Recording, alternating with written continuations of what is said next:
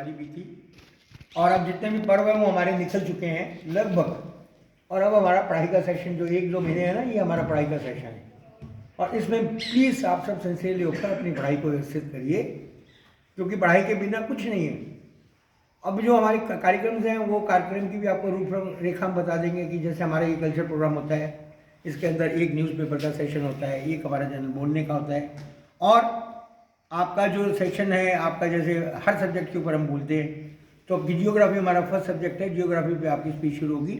आज अपनी भूमिका बतानी थी इनको कुछ थोड़ी बहुत, आज मंडे से स्टार्ट करें। मंडे से आपकी शुरू की जाएगी। मंडे को ही आपकी भूमिका और उससे जियोग्राफी का आपका चैप्टर शुरू हो जाएगा।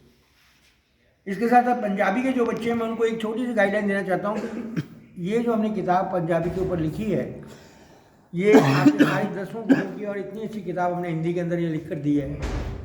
कोई भी हमारा जो बच्चा पंजाबी का या जनरल है वो इस किताब को ज़रूर लें, लाइब्रेरी में उपलब्ध है। इसकी कीमत सिर्फ 50 रुपये, और इसको आप कहीं भी जाएंगे इतनी अच्छी फोटोग्राफी इसके अंदर दी है और इसके बारे में डिटेल्स है कि हमारे 10 गुरुओं ने क्या किया और मुगल शासन में उनका क्या रोल है।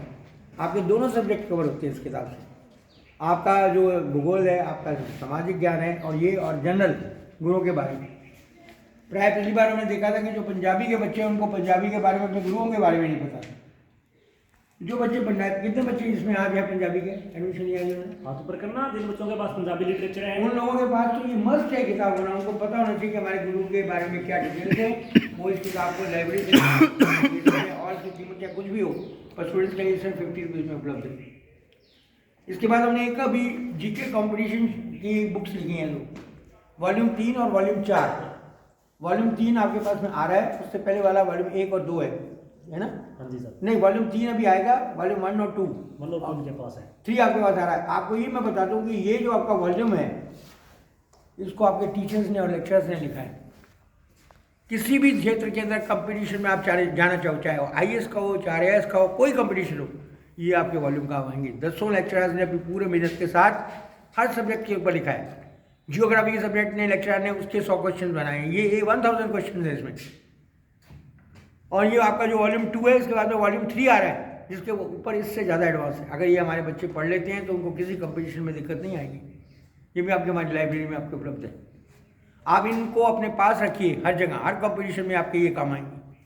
और कुछ हम आपकी जो वॉल्यूम 4 निकालेंगे, उसके अंदर कुछ हम ऐसे जनरल नॉलेज के क्वेश्चन लाएंगे जो बहुत रेयर होते हैं और हमारे पास से गुजर जाते हैं, पर हमको पता नहीं होता। जैसे तिरंगा झंडा किसने बनाया था बता सकते हैं आप? बिल्कुल हमारे सामने अटकता रोज, हम रोज देखते हैं। इसको बनाने वाला व्यक्ति कौन है? कोई बताए बच्चा? है ना पास का क्वेश्चन? हमें रोज देखने के बाद हमको उसका नहीं याद है उस झंडे के उसका क्या नाम था। कोई बताए? हमारा जो पानी के जीव के अंदर कौन सा हमारा राष्ट्रीय जीव है पानी का? हाँ जी, सही है सर। गंगे डॉल्फिन। हाँ, गुड। उसका हमारा मेन खेल हमारा कौन सा है? हमारा राष्ट्रीय खेल है, इसको हम कहते हैं, वो कौन सा है?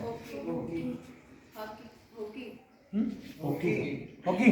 फिर बताइए सोच के राष्ट्रीय हमारा गेम कौन सा है? सबसे पुराना और राष्ट्रीय गेम? नहीं। कौन बोला?